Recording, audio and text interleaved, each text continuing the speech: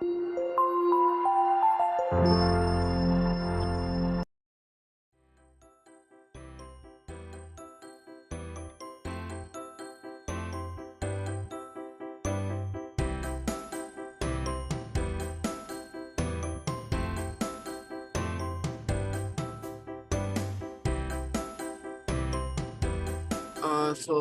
এই ডকুমেন্টটা মোটামুটি আমরা তৈরি করার চেষ্টা করবো আর কি।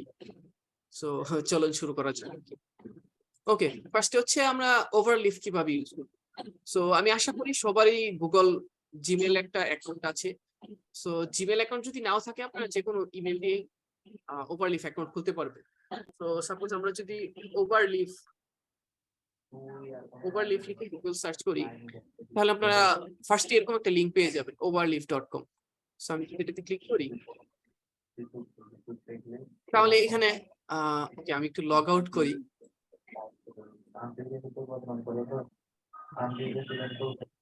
তো আপনারা যদি ওভারলিফে ক্লিক করেন, আমি আরেকবার দেখাই, আমি ওভারলিফে ক্লিক করলাম, এই যে এরকম একটা জিনিস চলে আসছে, Overleaf keyboard the easy to use online collaborative LaTeX editor. ঠিক আছে, তো এখানে অনেক কিছু আছে। তো এখানে লগ ইন অপশন আছে, আপনি যদি লগ ইনে ক্লিক করেন, আপনি just simply log in with Google দিয়ে লগ ইন করে ফেলতে পারেন। এটাতে ক্লিক করলে আপনার অ্যাকাউন্টটা শো করবে, ওটাতে ক্লিক করলে আপনি লগ ইন হয়ে যাবে, কোনো সমস্যা নেই। এত সিম্পল। আর এখানে নিচে অলরেডি আপনি আমি যদি আরেকবার লগ আউট করি, আশা করি সবার জিমেল অ্যাকাউন্ট আছে। আর আপনাদের যদি জিমেল অ্যাকাউন্ট নাও থাকে, এখানে আপনারা দেখতে পাচ্ছেন ইমেল এন্ড পাসওয়ার্ড। সো ওইটা দিয়েও আপনারা এই যে এখানে রেজিস্টার করতে পারেন। রেজিস্টারে ক্লিক করলে এখানে ইমেল এন্ড পাসওয়ার্ড, এটা হচ্ছে জিমেল ছাড়া যে কোনো মেল হতে পারে, কোনো সমস্যা নেই। তবে জিমেল দিয়ে রেজিস্টার করাটা সবচেয়ে বেটার আর কি, ইজি, কারণ সবার এটা আছে, ওই হিসাবে বললাম আর কি। ওকে, তো আমরা হচ্ছে নতুন একটা প্রজেক্ট ক্রিয়েট করি। তো এখানে আপনারা অনেকগুলো জিনিস দেখতে পাচ্ছেন, এগুলো হচ্ছে আমার প্রজেক্ট আগে ক্রিয়েট করা। তো ওইটা আপনারা যখন একটা অ্যাকাউন্ট ওপেন করবেন, আপনারা এই জিনিসটা ব্ল্যাঙ্ক থাকবে। ঠিক আছে, তো আপনারা যখন নিউ প্রজেক্ট ক্রিয়েট করবেন, এখানে অনেকগুলো অপশন আছে, blank project, example project, upload project, import from GitHub, তারপর নিচে আবার অনেকগুলো টেমপ্লেট দিয়ে অনেকগুলো টেমপ্লেটও আছে। সো এই ইন্টারফেসটা আমি একটু এক্সপ্লেইন করে যাই আপনাদেরকে। Blank document, blank project create করলে আপনাদের হচ্ছে টোটালি ব্ল্যাঙ্ক, খুবই মিনিমাম ফরম্যাটে ছোট্ট একটা ডকুমেন্ট ক্রিয়েট হয়ে যাবে, ইনিশিয়ালাইজ হয়ে যাবে, যেটার মধ্যে তেমন কোনো ডিটেলস থাকবে না, তেমন কিছু থাকবে না। ঠিক আছে, ওইটা আপনি নিজের মতো করে কাস্টমাইজ করতে পারেন। তারপর হচ্ছে এক্সাম্পল প্রজেক্টে যদি ক্লিক করেন, তাহলে আপনি অনেকগুলো এক্সাম্পল প্রজেক্ট দেখতে পারবেন, যেগুলো এক একজন বিভিন্নভাবে ফরম্যাটিং করে। ঠিক আছে, আপনার যদি মনে হয় যে হ্যাঁ আমার কাজের জন্য এই জিনিসটা ইম্পর্টেন্ট, এই ফরম্যাটিংটা ঠিক আছে, হ্যাঁ, তাহলে আপনি ওইটা ওপেন করে ইউজ করলেন। অলরেডি অনেক ফরম্যাটিং করা, আপনার কিছু করতে হচ্ছে না। তো ম্যাক্সিমাম টাইম ওভারলিফের সবচেয়ে বড় সুবিধা যেটা, তারা অনেক হিউজ অনেক টাইপের টেমপ্লেট প্রোভাইড করে, যেটা হচ্ছে আপনার মানে নিচের টেমপ্লেটে হাত দেওয়া খুবই রেয়ার বিষয়। ঠিক আছে, সো এটা অনেক বড় একটা সুবিধা আর কি। এটা হচ্ছে এক্সাম্পল প্রজেক্ট। তারপর প্রজেক্টের ব্যাপারটা আমি বলি।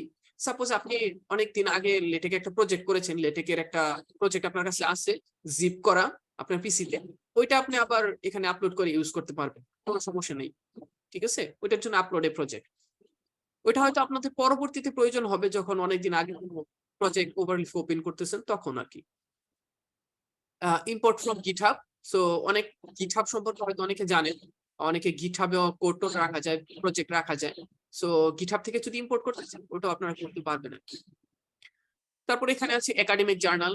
আপনারা জানেন যে একাডেমিক জার্নাল অনেক ধরনের আছে, অনেক জার্নালের অনেক ধরনের ফরম্যাটিং আছে। তো তারপর এখানে বুক আছে, ফর্মাল লেটার। আমরা যে লেটার লিখি, আমি একটু আগে শুরুতে বলেছিলাম যে আমরা লেটেকে রাইটিং এ যা যা পসিবল আমরা যে কোনো কিছু লিখতে পারি, লেটার হোক, রেজিউমে হোক, সেটা পোস্টার প্রেজেন্টেশন হোক, সেটা হচ্ছে কি বলে একটা অ্যাপ্লিকেশন হোক, বা এনিথিং ইজ পসিবল। তারপর homework assignment, poster, presentation, lab report, resume, thesis, view all. ঠিক আছে, সো আমি ভিউ অলে ক্লিক করলাম। সো ভিউ অলে ক্লিক করলে দেখুন মানে অনেক ধরনের ক্যাটাগরি দেখাচ্ছে এখানে। সো সাপোজ আমি যদি একাডেমিক জার্নালে ক্লিক করি, এখানে অনেক ধরনের ফরম্যাটিং আমি দেখতে পাচ্ছি। ঠিক আছে? আপনারা যারা জার্নালে মানে জার্নালে অলরেডি সাবমিট করেছেন বা জার্নাল পেপার পড়েন, তারা জানেন যে বিভিন্ন জার্নালের বিভিন্ন ধরনের ফরম্যাট হয়। যেমন এখানে আমি মাউস যেখানে হোভার করছি, এখানে এমডিপিআই আর্টিকেলের একটা টেমপ্লেট আছে। তারপর এখানে ফ্রন্টিয়ার, তারপর এখানে প্রসিডিংস অফ সায়েন্স টেমপ্লেট, এখানে একটা টেমপ্লেট আছে। তো এখানে অনেক ধরনের মোটামুটি, সাপোজ আমি যদি একটু ব্যাক করি এবং এখানে যদি সাপোজ IEEE লিখে সার্চ করি, এই যে IEEE মোটামুটি যত ধরনের অফিসিয়াল, এই যে এখানে লেখাও আছে অফিসিয়াল, ঠিক আছে? এগুলি সব অফিসিয়াল টেমপ্লেট। সো আপনারা IEEE যে প্রসিডিংস অনুযায়ী বা IEEE যে জার্নালে আপনারা পাবলিশ করতে চাচ্ছেন, আশা করা যে এখানে পেয়ে যাবেন, 99% চান্স আছে এখানে পেয়ে যাবেন। ওকে, সো আমি আপাতত যেটা করি, আমি একটু ব্যাকে যাই। ওকে, আমি নিউ প্রজেক্ট ক্রিয়েট করে একটা ব্ল্যাঙ্ক প্রজেক্ট ক্রিয়েট করে নিই। সো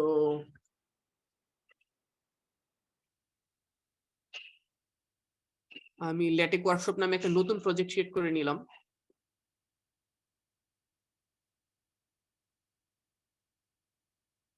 ওকে, সো এখানে দেখুন আমি যেরকম বলেছিলাম যে আমি যদি খুব ছোট করে মানে ব্ল্যাঙ্ক প্রজেক্ট ক্রিয়েট করি, তাহলে খুব ছোট করে একটা মিনিমাম লেআউটের একটা প্রজেক্ট ক্রিয়েট হয়ে যাবে। ওটা আমার নিজের মোটামুটি ফরম্যাট করা লাগবে। তো লেটেকের কিছু বেসিক ফরম্যাটিং আছে। আচ্ছা, আমি লেটেক আপাতত না বলি, ওভারলিফ বলি। ওভারলিফ আপনাকে যেটা প্রোভাইড করে, এখানে দেখুন ফার্স্টে দেখতে পাচ্ছেন ডকুমেন্ট ক্লাস, তারপর use package, title, author, date, begin document, end document, section, make title. Okay, প্রথমে আমি একটু বলে রাখি, যারা ফার্স্টে লেটেকে ঢুকে ফার্স্টে মাথায় একটা জিনিস যে এটা দেখে কাজ করে, হাই হাই আমাকে কি কোড লিখতে হবে নাকি এখন, ঠিক আছে? তো এটা একদমই ভুল কথা, এটা কোনো ভয়ের কিছু নাই, ঠিক আছে? তো এখানে আমি কিছু জিনিস বলে দেই। এই টোটাল জিনিসটা হচ্ছে লেটেকের ফরম্যাটিং, ঠিক আছে? ওইটা নিয়ে আপনার কিছু চিন্তা করা লাগবে না। আপনার যা কাজ সেটা আপনার মোস্ট অফ দ্য টাইম আপনার করা লাগবে যে বিগিন ডকুমেন্ট, এন্ড ডকুমেন্ট, এটার ভিতরে, ঠিক আছে? আপনার মনে রাখতে হবে লেটেক একটা সফটওয়্যার, এটা কোনো কোড না, কোনো কিচ্ছু না। এটার কিছু জাস্ট নোটেশন আছে, ওই নোটেশন গুলো আমার ইউজ করতে হবে, দ্যাটস ইট, ঠিক আছে? সো অনেক সময় হয় যে যারা সিএসসি ব্যাকগ্রাউন্ড তারা বলে যে আরে এটা তো কোড আমার জন্য ইজি, আবার অনেকে বলে যে আরে এটা তো সিএসসি ওরা ভালো পারবে। এটা খুবই ভুল, ঠিক আছে? রাইটিং এর কাজ করে বা রাইটিং এর সাথে জড়িত এরকম যে কেউ লেটেক ইউজ করে। যারা লং টাইম রাইটিং এর সাথে জড়িত তারা অবশ্যই লেটেকের নাম শুনেছেন এবং আশা করা যায় ইউজও করেছেন, ঠিক আছে? তো প্রথম কথা হচ্ছে এটা কোড না, এটাকেই বলে মার্কআপ। আমরা যে বলেছিলাম যে লাইভ ডেমোতে এসে ওই জিনিসগুলো আমরা ক্লিয়ার করব, তো ওইটাই এখন দেখাচ্ছি আর কি। যে বাম পাশে আপনারা দেখতে পাবেন যে কিছু লেখা আছে, স্ল্যাশ ডকুমেন্ট ক্লাস, অনেক কিছু লেখা আছে। তো এই জিনিসটাকে আমরা মার্কআপ বলি আর কি, ঠিক আছে?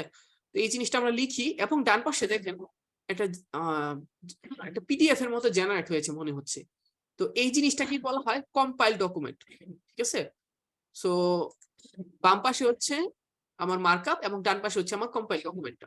সো এটা হচ্ছে যে কোনো লেটেক, যে অনলাইন হোক অফলাইন হোক, এটা হচ্ছে বেসিক লেআউট, ঠিক আছে? যে একদিকে হচ্ছে মার্কআপ ল্যাঙ্গুয়েজ লেখা যাবে, আরেকদিকে হচ্ছে এটার আউটপুটটা জেনারেট, ঠিক আছে? তো আবার বাম পাশে এখানে আরেকটা উইন্ডো দেখা যাচ্ছে, ঠিক আছে? আমি যদি এটা এক্সপান্ড করতে পারি চাইলে এটা হাইডও করে দিতে পারি।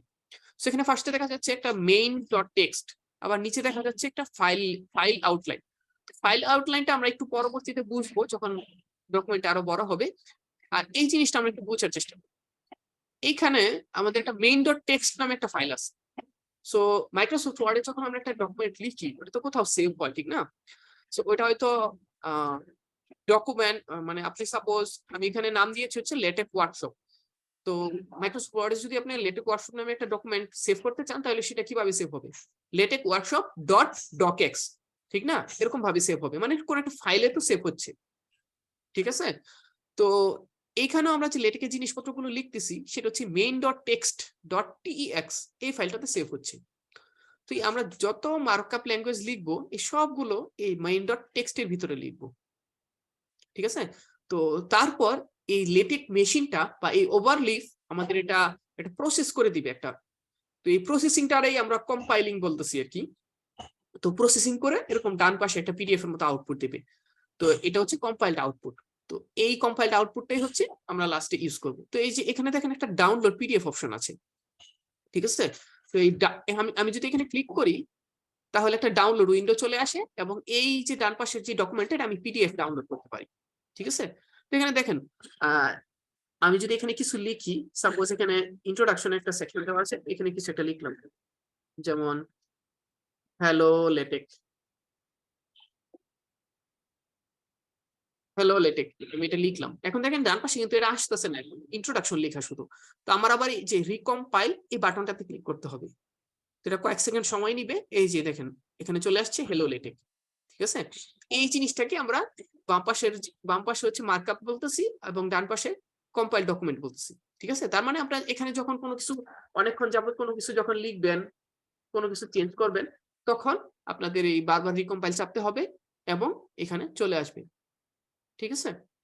তো এটা হলো, আমি হচ্ছে লাইভ ডেমোটা শুরু করতে একটু সময় নিচ্ছি, কারণ সবকিছু স্টার্টিং এ একটু সময় লাগে। এটা আস্তে আস্তে মোমেন্টাম পেতে সময় লাগে।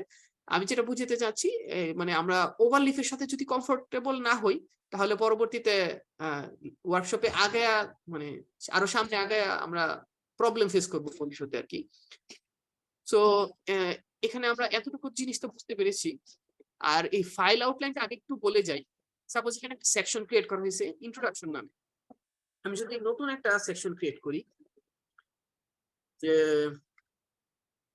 প্রোগ্রাম আউটলাইন, ঠিক আছে? এই যে দেখেন প্রোগ্রাম আউটলাইন এখানে চলে আসছে। মানে আমার এই ডকুমেন্টে মেজর যে সেকশন গুলো আছে বা মেজর যে চ্যাপ্টার গুলো আছে ওইগুলি এই আউটলাইনে চলে আসবে, যেন আমি খুব দ্রুত এগুলো নেভিগেট করতে পারি।